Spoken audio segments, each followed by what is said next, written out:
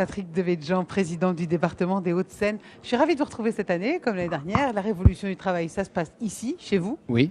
Vous êtes content? Oui, je suis très content parce que Ça bouillonne. ici, c'est l'innovation. Et donc, la révolution du travail, c'est un élément majeur de l'innovation.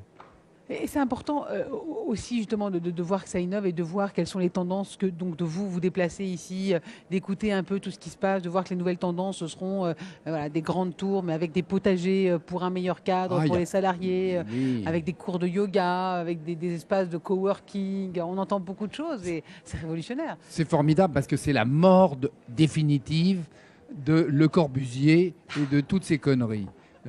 Parce que le trifonctionnalisme, truc de 1942, inventé en 1942, qui séparait les activités, on a enfin compris que c'était une erreur absolue et qu'il fallait mélanger les usages.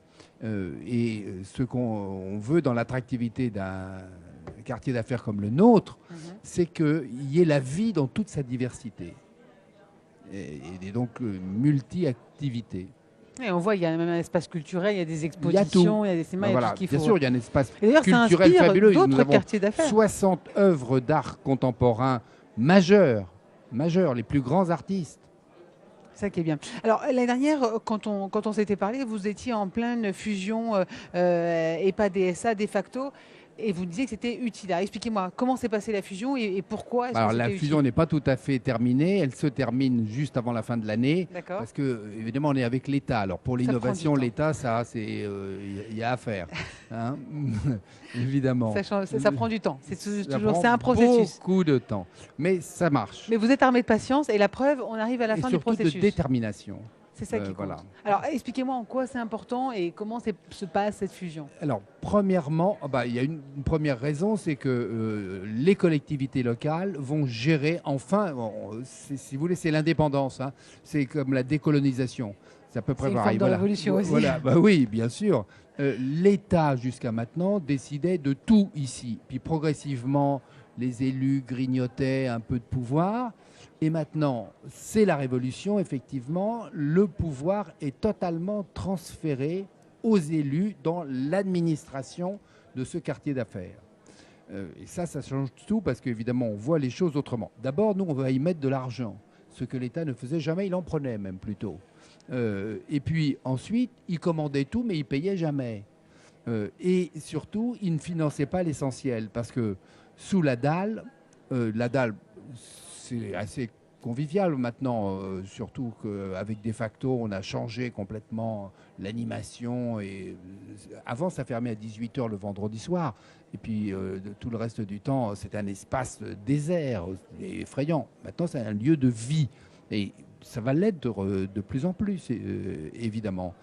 Donc, l'État, lui, ne s'occupait de rien dans ce domaine. Il voulait tout commander, tout diriger, mais il ne s'occupait pas de la vie, tout simplement. Et sous la dalle, il y a beaucoup d'argent à mettre parce que c'est une vraie friche. Mais alors, comment vous êtes arrivé à dynamiser, à obtenir un dynamisme économique dans cette région, au sein du département? On voit que vous êtes très actif. Comment vous y arrivez? Quels sont les outils? C'est un combat politique. D'abord, les outils, hein, c'est d'avoir une gestion saine. Là aussi, le département des Hauts-de-Seine a les impôts locaux les plus faibles de France avec Paris. Mais il y a que ces deux endroits-là où les impôts sont très faibles, ce n'est pas rien. Et deuxièmement, nous investissons pour rendre toujours le territoire plus attractif, travailler l'environnement, la qualité de vie. Justement, la qualité de vie, on voit que c'est au cœur des préoccupations de tout le monde. C'est le défi de demain, c'est cette qualité de vie, c'est de venir, même en dehors des heures de travail, c'est de s'y sentir bien et d'avoir envie de se lever le matin et de venir ici travailler et pas seulement. Oui, parce que vous savez, l'économie, c'est assez desséchant, c'est assez ascétique en soi. Il faut travailler pour gagner sa vie, etc. On est obligé de travailler. Mais enfin, il y a un caractère toujours pénible, même si ce n'est pas physique, c'est pénible même moralement parce que c'est astreignant. Et donc il faut absolument changer la manière dont on vit le travail. D'abord, dans l'entreprise, et ça c'est bien la révolution du travail, les méthodes de travail sont en train d'évoluer, mais en même temps il faut insuffler autre chose que simplement le travail pour le travail. Il faut y mettre de la diversité, il faut y mettre de la culture, c'est ce qu'on a fait. Il faut y mettre de l'environnement, c'est ce qu'on a fait. Il faut y mettre de l'animation, c'est ce qu'on a fait. Voilà, il faut changer et modifier et diversifier les usages. Vous pensez que les autres politiques devraient faire la même chose? Que vous êtes sur le terrain, vous répondez quelque part aux attentes de cette société qui est en perpétuelle évolution. C'est ce qu'il faudrait faire aujourd'hui? Je ne suis pas le seul à faire ça, il y en a quelques-uns quand même, heureusement d'ailleurs, de tous les bords politiques. C'est une question de mentalité aussi, c'est une question de jeunesse dans sa tête. Et vous l'êtes? Je crois, oui, je suis un grand enfant. Vous savez, c'est ce que disait Anouilh. Hein. Les petites filles deviennent des vieilles femmes et les petits garçons deviennent des vieux petits garçons. Patrick Devedjian, merci beaucoup, président du département des Hauts-de-Seine. C'est Astrid Veil qui va nous rejoindre maintenant.